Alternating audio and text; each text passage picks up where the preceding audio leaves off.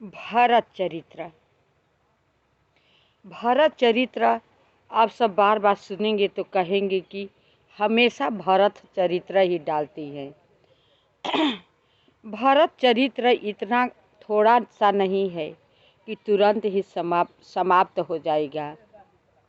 वो बात नहीं है। रामायण की, राम लक्ष्मण की, भरत जी के सब चरित्र है। उसमें सब कुछ समाहित है। उसमें सब कुछ दिखाकर दर्शाया गया है। इसलिए भरत चरित्र अपार है।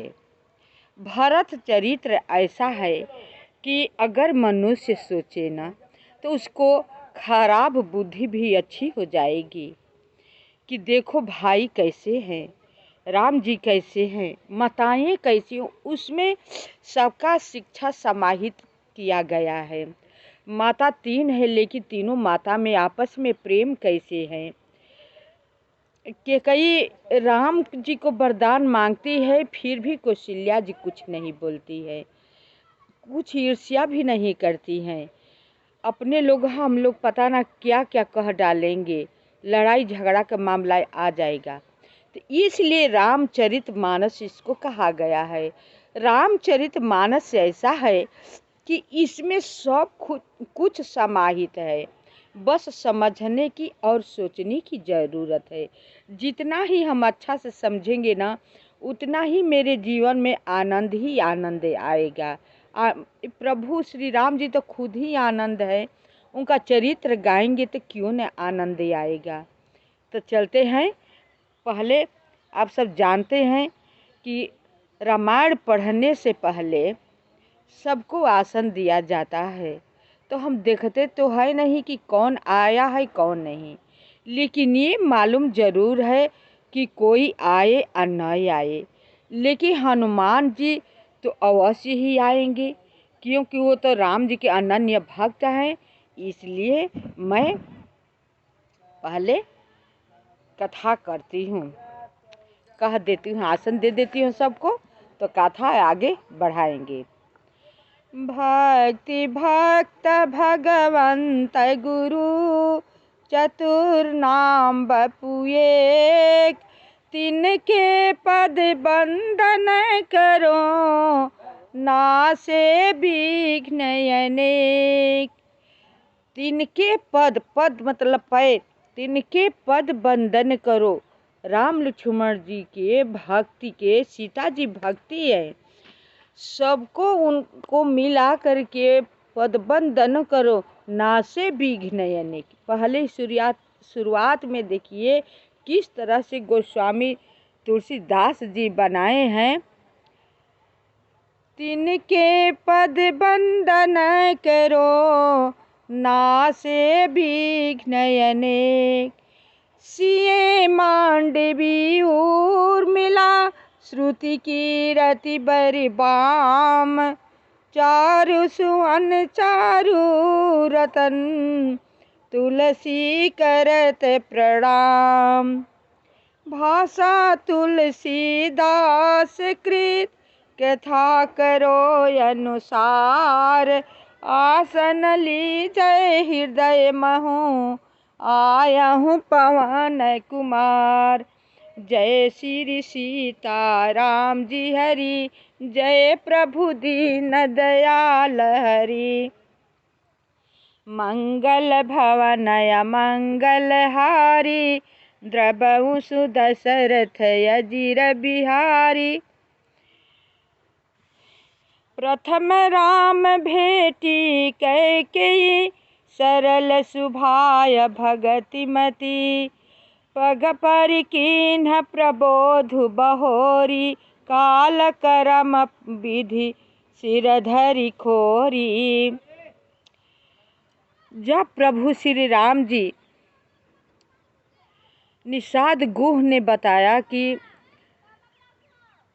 गुरु वशिष्ठ मुनि जी आए हुए हैं, तो राम जी, लक्ष्मण जी, भरत जी, निषाद जी सब दौड़कर गए गुरु जी से मिलने के लिए। और शत्रुघ्न जी को सीता जी के पास बिठा दिया क्योंकि जंगल में वो अकेली कैसी रहेगी। तो शत्रुघ्न जी को बिठा करके सीता जी के पास सब गए मिले।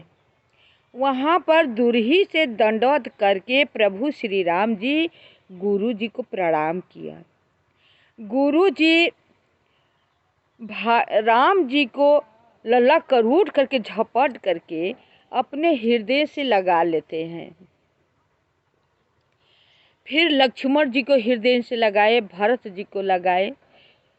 निषाद राज को जब जाने गुरु जी कि राम जी के सखा हैं, तो उनको जबरदस्ती निषाद राज नहीं मिलना चाहते थे कि ये तो बहुत बड़े महान तपस्वी गुरु जी हैं, राम जी के गुरु जी हैं, हम नीच जात छोटे हैं तो हम इनसे दूर ही रहे तो अच्छा रहेगा। लेकिन वशिष्ठ मुनि जी क्या करते हैं कि उन्हें ज़बरदस्ती लेके हृदय से लगा लेते हैं। क्यों? ये समझ करके कि राम जी के सखा है, जिसको राम जी जब अपना लिए तो अब मेरे में क्या रखा है। बात तो सही है, जो राम जी के जो भक्त हो गया वो अपने में क्या रखा है। तो निषाद राज को राम जी बहुत प्रेम से, बहुत दिल से अपना लिया था। निषाद राजा भी वैसे भक्त थे कि राम के साथ साथ रहे। फिर सब अयोध्यावासी से मिलने की जब बारी आया तो सब लोग अयोध्यावासी बहुत वियोग में थे। बहुत काफ़ी पूरे अयोध्यावासी भी गए थे। तो बारी बारी किससे राम मिलते रहेंगे या लक्ष्मण जी मिलते रहेंगे। ऐसा प्रभु श्री राम जी ने किया कि एक ही बार सब पूर्ववासी मंत्री, घुड़सवार, हाथीसार, मतलब जितना भी लोग थे अयोध्यावासी, सबसे एक ही बार में मिल लिए। जैसे कि आप करोड़ों घड़ा रख दीजिए और उसमें जल भरिए, लेकिन सूर्य भगवान के सामने रख दीजिए। सूर्य भगवान का प्रतिबिंब जो है, उनका आकार जो है करोड़ों घड़ा में दिखाई देगा। ये नहीं है कि उतना घड़ा है तो किस में दिख रहे हैं किस में नहीं। सूर्य भगवान करोड़ों घड़ा में दिखाई देंगे। उसी तरह प्रभु श्री राम जी समस्त अयोध्यावासी के साथ मिल लिए। और लक्ष्मण जी, ये भेद किसी को पता ही नहीं चला। बारी आया माताओं से मिलने के लिए तो वो काम माया वाली नहीं किए।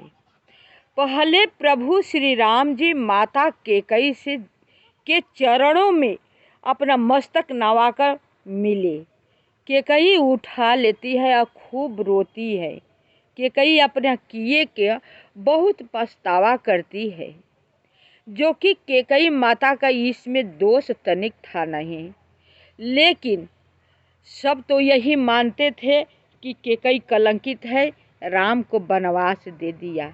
बात तो सही है, सुनने में देखने में तो सब यही आया, लेकिन प्रभु श्री राम जी की करनी कुछ ही और थी, देवता सब मिलकर कुछ करनी और थी। तो प्रभु श्री राम जी तो सब जानते थे कि इसमें माता कैकेयी की गलती है कि किसकी गलती है, कि खुद मैं ही बन आना चाहता था।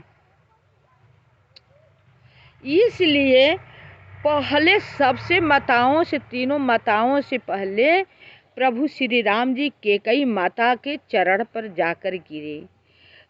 फिर माता जो है उन्हें ज़बरदस्ती अपने सीने से लगा लेती हैं, बहुत रोती हैं।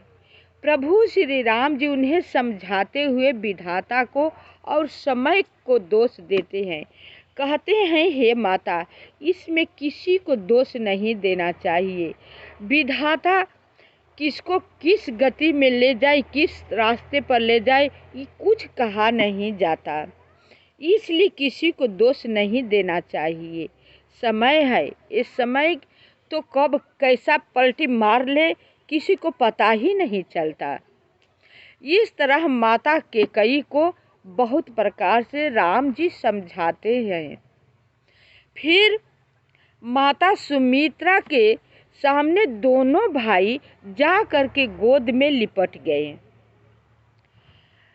जैसे कि मालूम पड़ता है कि भूखे हुए मनुष्य को अन्न मिल गया हो, खाने को भोजन मिल गया हो।